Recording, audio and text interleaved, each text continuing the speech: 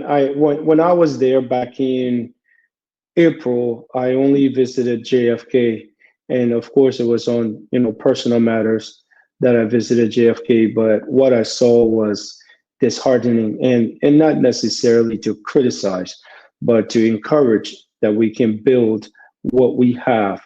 The nature of emergency has to be something that in four different phases, basically. So there has to be a level of mitigation or a phase of mitigation where in mitigation, you prevent an emergency from happening or you minimize the complication that will that will come about as a result of that, emergency.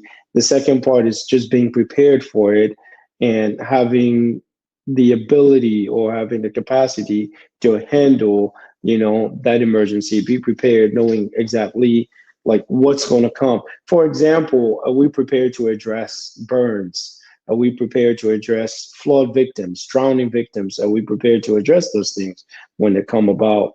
Then your response to emergency services, traffic and having equipment within those emergency vehicles, and then the recovery process. So no, those are four phases of that. But looking at only JFK, I just think we can do better. My assessment of the emergency department there in JFK, um, there is no capacity and just there's no capability. Those two terms, they go hand in hand.